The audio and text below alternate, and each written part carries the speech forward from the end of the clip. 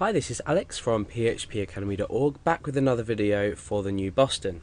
Now, we've already looked at file handling and how to, open a file, have a look at the contents.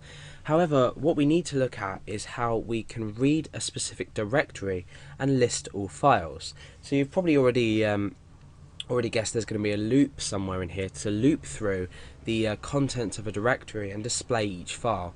And what we're going to be doing is we're going to just be displaying this as a list, and then we're going to create a hyperlink for each file so we can click on it.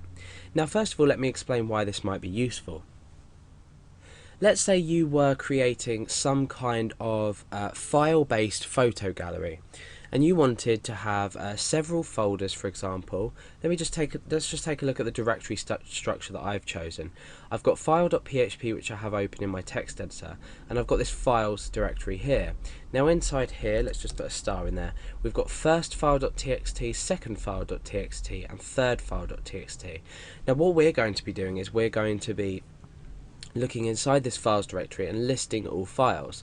Now what happens if these were images? You may want to create a PHP script that searches a particular directory for a list of images and then displays them on a page. So you can adapt this example that I'm going to use really easily into your website and for your own purposes.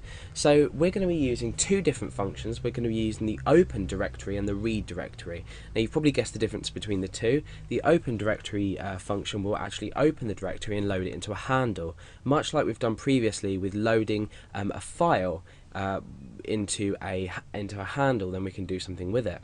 With the read directory, we're going to put this into the loop and create the read directory as another variable. So the read directory is going to read the handle, which is then going to equate to another variable called file. So you'll understand probably a bit better when I go into the example and show you.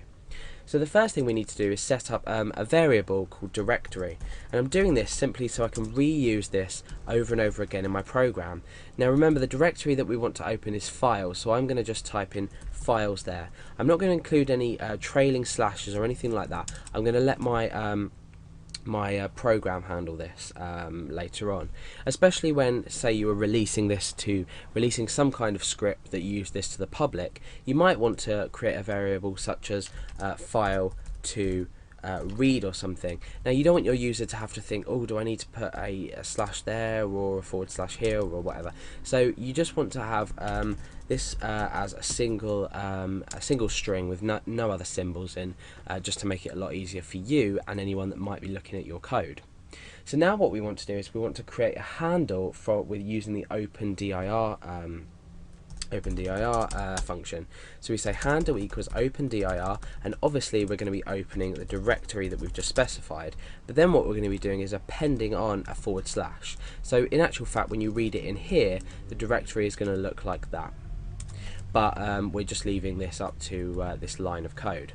Now we need to ensure that this returns a true value, so we need to ensure that this actually does open before we continue with the rest of our code, otherwise the rest of our code is going to be invalid.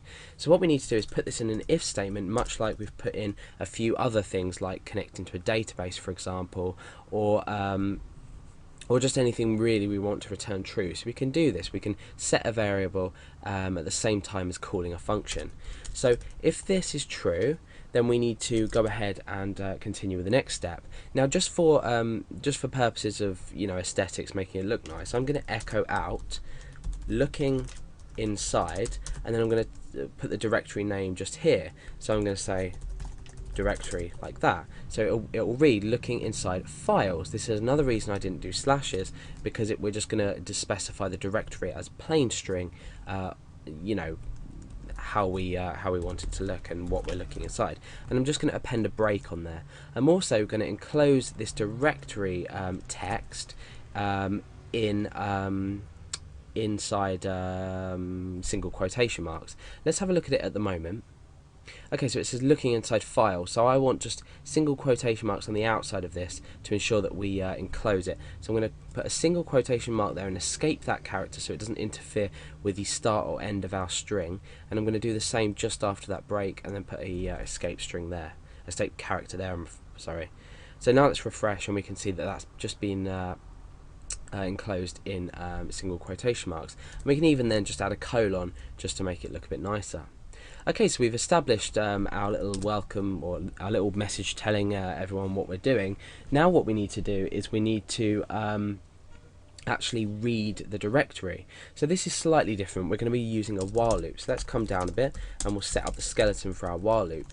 Now inside here what we need to do is we first need to assign the variable file to reading the directory, because what's going to happen is file is then going to exist for every loop. It's going to exist for each element, or if each file in our directory.